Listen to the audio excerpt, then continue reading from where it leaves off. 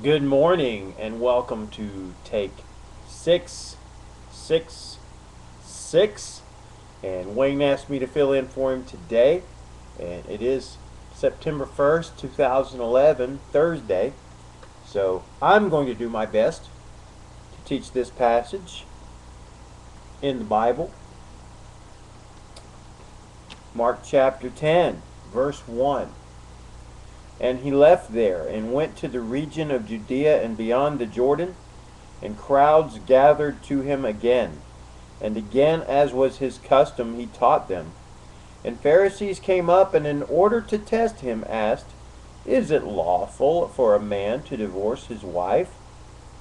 He answered them, What did Moses command you? They said, Moses allowed a man to write a certificate of divorce and to send her away. And Jesus said to them, Because of your hardness of heart he wrote you this commandment. But from the beginning of creation God made them male and female.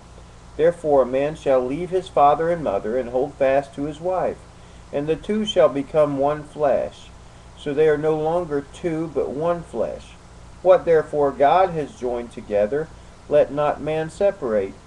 And in the house the disciples asked him again about this matter, and he said to them, Whoever divorces his wife and marries another commits adultery against her, and if she divorces her husband and marries another, she commits adultery. All right, well, as I said, Wayne asked me to teach this because he's taught this several times, and apparently a lot of people don't like what he said. So I'm going to teach it, and I think you're going to like what I say a lot better about it.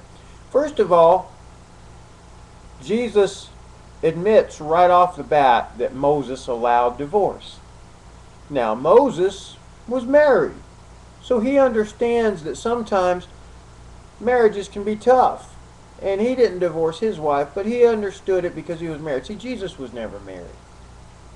See, so you got to consider all that. I know Paul talked about marriage and divorce as well, but Paul wasn't married either. So you got to listen to the guy that was actually married, Moses.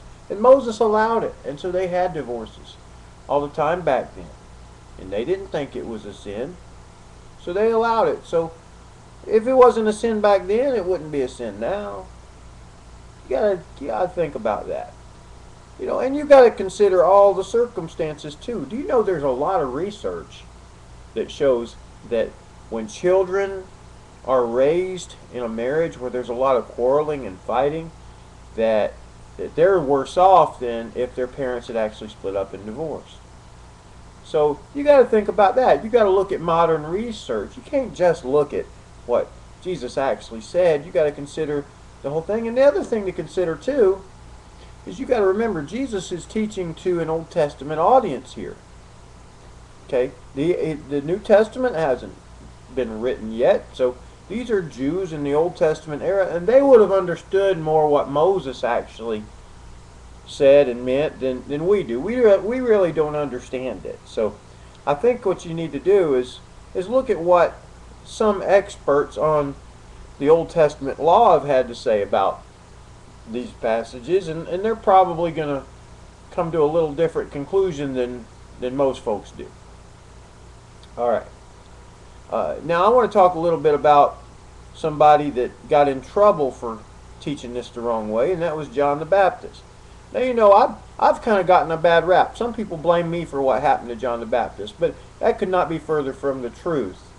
I told John the same thing I've been telling preachers for years. I said, don't talk about people's marriages, and especially don't tell them their marriage is wrong or is a sin or something like that. Don't use that kind of language. But he wouldn't listen to me, and they killed him. I was looking out for John.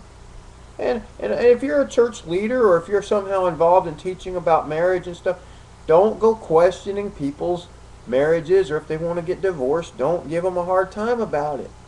All right? Most of you have done a really, really good job listening to me, so I applaud you. Thank you so much for listening to me on that. Most of you don't ever question anything like that. The other thing to consider too is, you don't want to feel trapped in a marriage. You might be in a bad marriage. Not every marriage is happy. What if you're in a bad marriage? Don't you think Don't you think God really wants you to be happy? Do you think God wants you to be miserable, stuck in a marriage that isn't very good? So you got to consider all these things, you know. And the fact is, regardless of what it looks like Jesus teaches here, people are getting divorced all over the place. Even the church you go to, there's probably lots of people getting divorced, and lots of friends you know have gotten divorced, and it's just normal now. It's just natural. It's just what people do. So I think instead of really focusing too much on the exact words, and we weren't there, we really don't know what he said, of what he said. What we need to do is try to just help people deal with that and recover, because it can be painful for people. Even if they're in a bad marriage, if they go through divorce, it can be painful. So we need to focus more on helping people recover, not so much focusing on stopping them or making them feel bad because they got a divorce or something like that. We just really need to focus on helping them recover. And certainly don't be telling somebody they committed adultery, because that's an awfully strong word, don't you think? I'm not really sure that they translated that right. That's awfully strong to say somebody is committing adultery. Anyway, those are my thoughts on it, and I've got more, but as I said, the program is called Take 666, which means I'm going to go for 6 minutes and 66 seconds. So I'm almost out of time. But thank you so much for watching, and come back tomorrow. Wayne is going to take over again and start teaching tomorrow. I hate it, but he's gonna.